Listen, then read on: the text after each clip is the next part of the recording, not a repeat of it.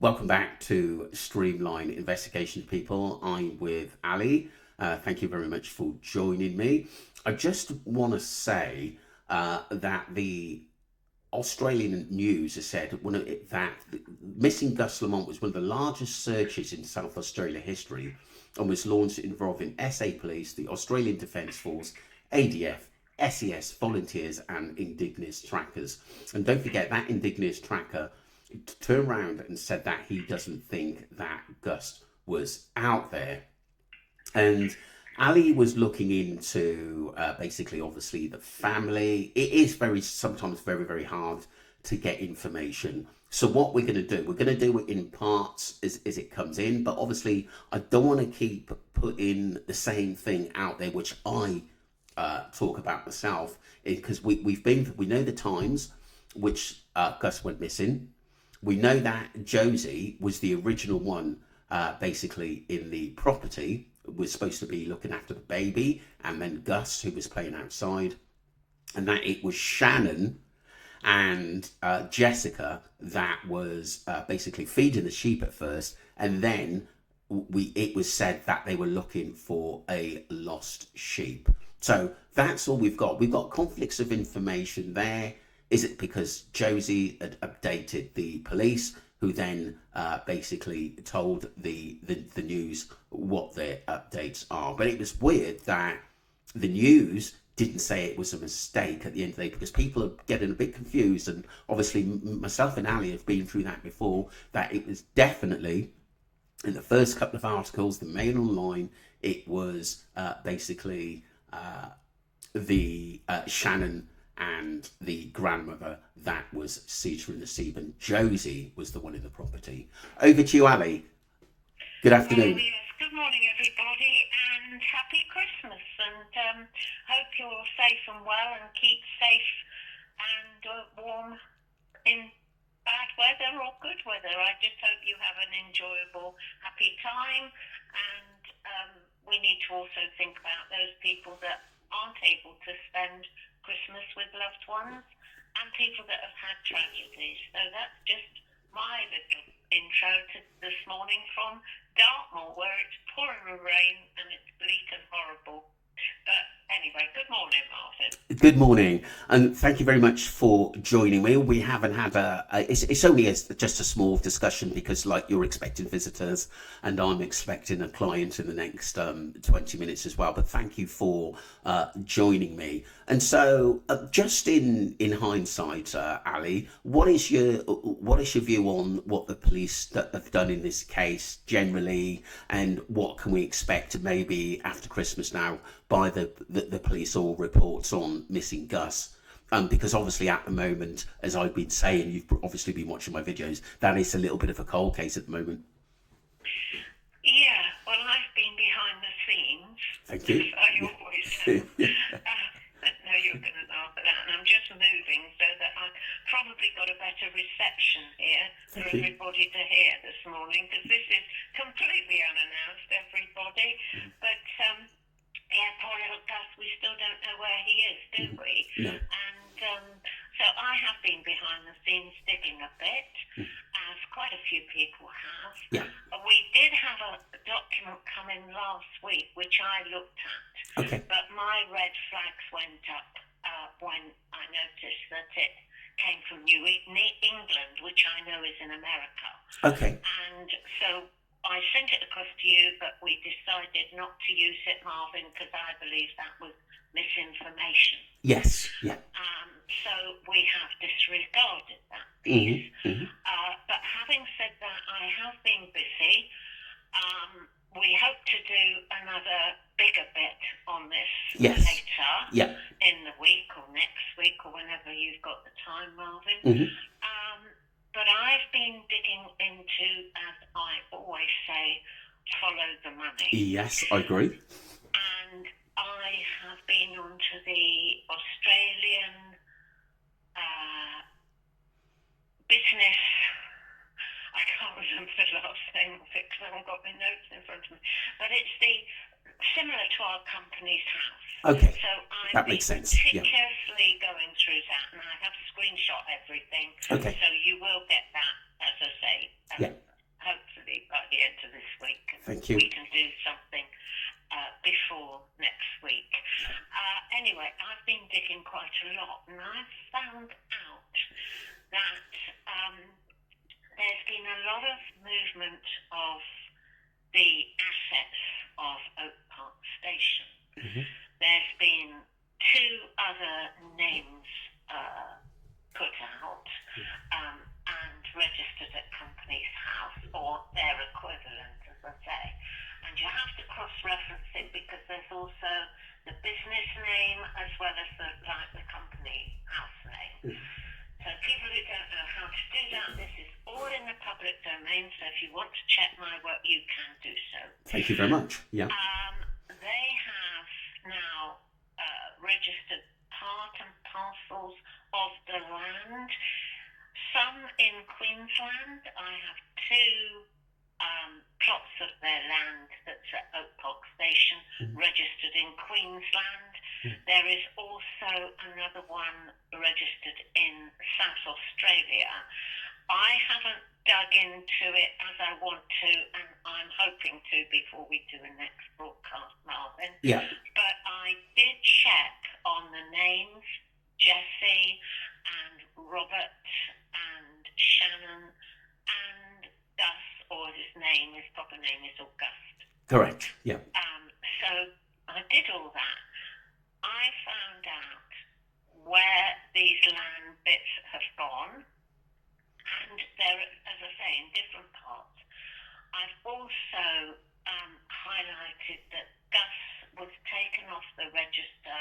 He was on there as an inheritance on his own back in August. Of this year? Yeah, I believe so. Yeah. I have got that to check out, but he has been taken off. So that gives me a red flag, as I'm sure it will give a lot of people a red flag. Mm-hmm. There does seem to be quite a lot of interest. We know now that, and I can confirm, that the lady you saw going in there in the ute, I think it was the day he went missing or the day after, Yeah. Fleur Tiver. Because Fleur talked to the media, didn't she? She actually talked to the news. She did, yes. Yes. She was in like a Land Rover thing, and Correct. she ran down the Yeah. window, and you can find that still on YouTube and Yes. other Yeah. different platforms. I've got it somewhere. Yeah. But she lives, she said she lived in Adelaide Hills. Well, I've been to that part of Australia, and I thought Adelaide Hills is the wine growing country, but okay, fine. But I did find that her brother, I believe it's her brother James Tiver, they own the station or the homestead next door. When I say next door, it can be 17 miles away. Understood. Yeah. Because Yeah. it's vast land. And Yeah. a lot of it is bushy, kind of salt bushes, Yeah. which you can see through. It's like desert. Yeah. It's So very there's remote. Yeah. Yeah, it's not very the cover from the air. If you were to go over there by plane, you would be able to spot the animals running around because it's so vast, and there's no obstruction like in England where you go and you can see a forest, but there isn't that much of that kind of stuff over there. So I did find that she is a doctor, and I can confirm that, but not a medical doctor in the sense of the word. She studied at the Adelaide University and also in Washington, D.C., in the States. And she is a doctor of ecology, of plant life, of land, of mines, and all that kind of stuff. Wow. So that's in the public domain. Mm-hmm. So I just thought I'd clear that one up, that I can confirm she is a doctor. Mm-hmm. Now, this stuff coming off of the register in August is a bother for me, and I'm going to look into that. But I have got every single document now from the Companies House, or their ABN, as they call it. Yeah.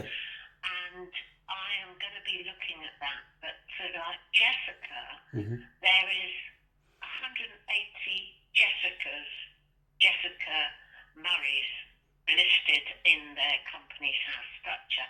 I've got to go through each and every one of them Right. to find out which ones are Jessica that we know from Oak Park Station or from another of those three companies or the three identities that they've now got listed there. And then I'm going to look at Robert and Shannon and Gus and Josh and anybody else. I have flagged up over 200 of Robert. There's ones with Shannon and Robert together, and most of them go back to Queensland or Sydney.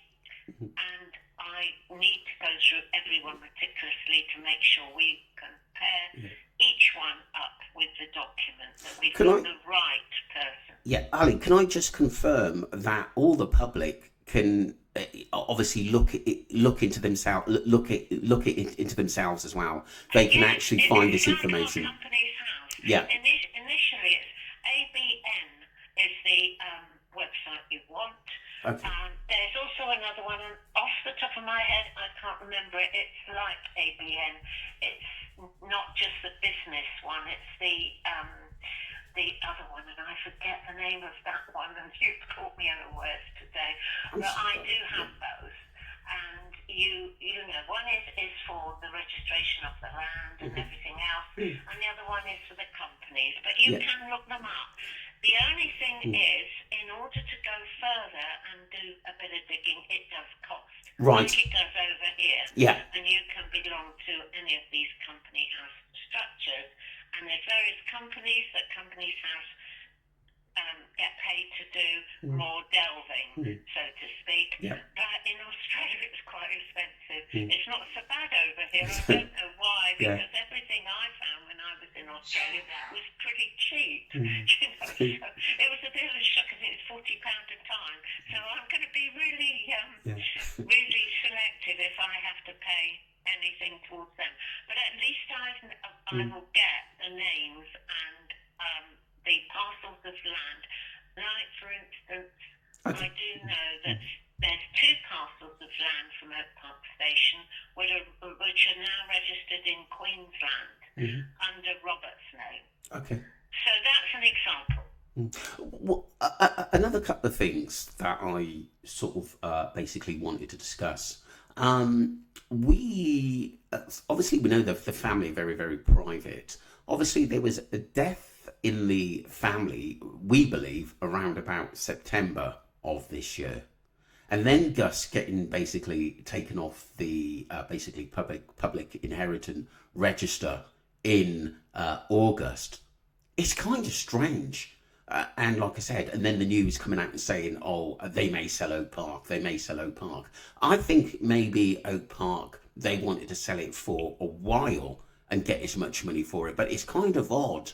All these sort of things that are actually coming up. Because like I said, the family are absolutely airtight in it. And so are the police, and haven't mentioned of any sort of basically investigations into fraud or anything like that. Well, no, I mean, we can't go there with that. No. Either, Marvin, Yeah. really, because it's up to the police and the authorities Yes. to do that, Yeah. to action it. But my red flags go up when I find something like this, I must admit. And, of course, we do know that there was a Shannon Murray funeral on the 1st of September this year.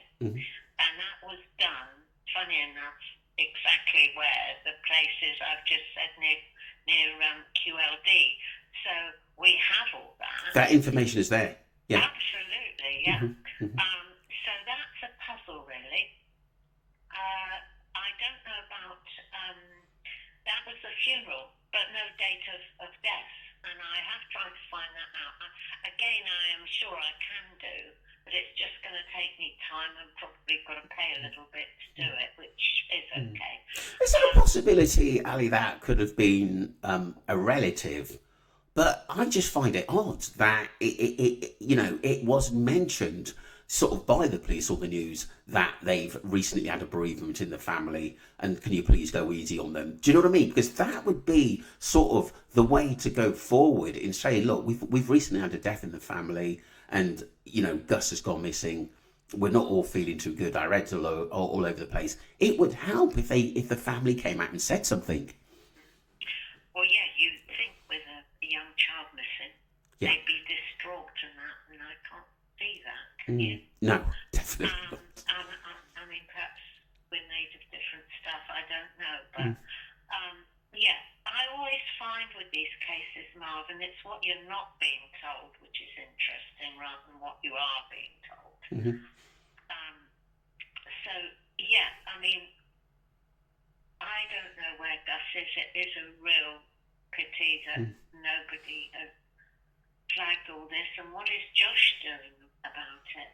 Maybe again it's money. I don't know for sure, but one of my things is always follow the money.